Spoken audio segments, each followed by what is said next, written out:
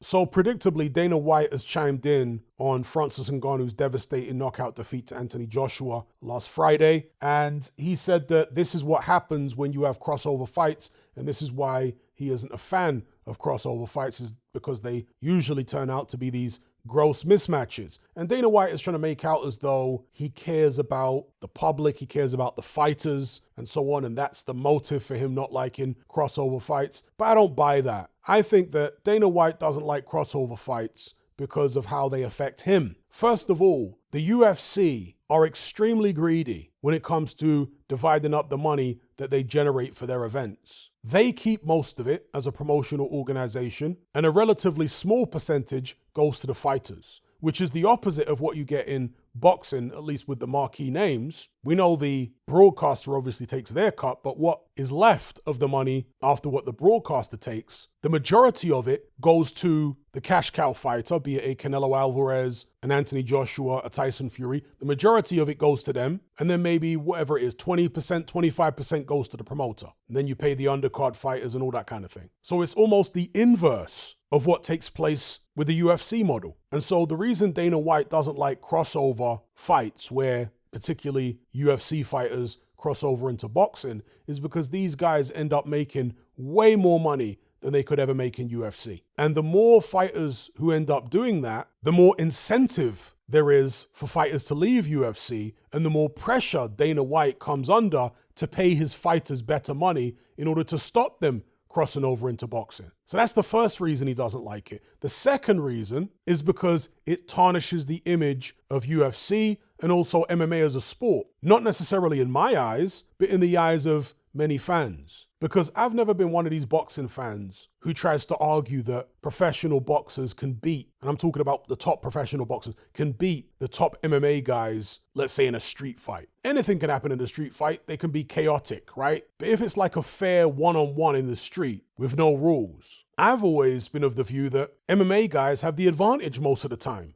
If you're talking about two guys roughly the same size and whatever. I worked as a nightclub bouncer back in the days for several years. And as a boxing man, I quickly came to realize that I'd have to use a lot more than boxing to handle myself in the various situations I found myself in. More often than not, I'd be grappling with people. Very rarely do you get a fair one-on-one stand-up fight. So you have to learn how to grapple, how to throw people over, use different body parts, your head, elbows, knees, feet, legs, anything. In which case, MMA becomes very, very useful. You can wrap someone up real quick if you're trained in MMA. So you don't need to convince me how effective mixed martial arts is. But the majority of the public don't necessarily think like me off the back of seeing Anthony Joshua do that to a former UFC heavyweight champion, a guy who relinquished his title. Ngannou didn't lose his title in the octagon. He gave it up to leave the UFC. He walked out at the top, on top of his game, goes in there and fights Tyson Fury,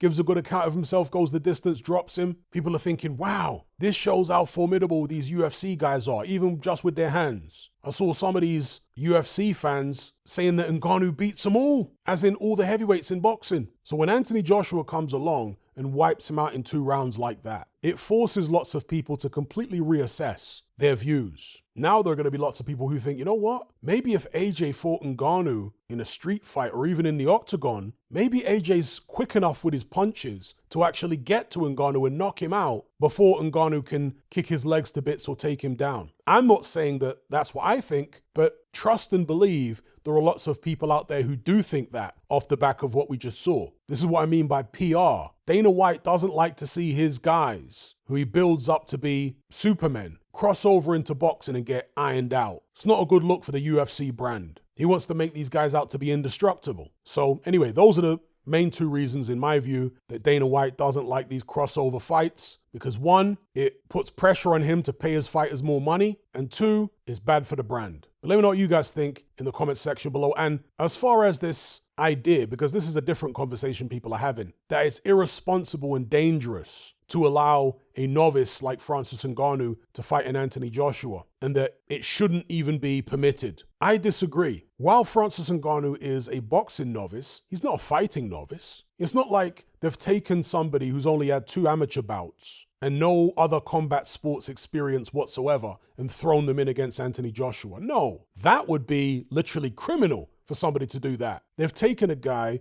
who's a vastly experienced fighting man in various martial arts, who knows exactly what it's like to get punched in the face and kicked in the face in the octagon and in sparring over many, many years. And they've let him go in there and have a go against some top heavyweight boxers. He came up short. He got knocked out badly by AJ, but people get knocked out badly in UFC virtually every week. Just because it hadn't happened to Ngannou yet doesn't mean it couldn't have happened at some point in future. If he got dropped in the octagon the way he was dropped against Anthony Joshua, he would have had a guy jumping on him to hammer fist him in the face. So yes, it's dangerous for UFC fighters to cross over in boxing. It's also dangerous for them to stay in UFC. Combat sports are inherently dangerous. So I've got no issue with crossover fights per se, as long as these MMA guys are not just jumping straight in and getting title shots. That I don't agree with. We need to hold champions in boxing to a higher standard than that, than allowing them to come in and fight debutantes and all this kind of stuff. No, no, no, no, no. Champions have a lot of privilege in boxing, and with that privilege comes responsibility and duty. It'd be one thing if a champion is fighting one of these novelty matches at the end of his career when he's already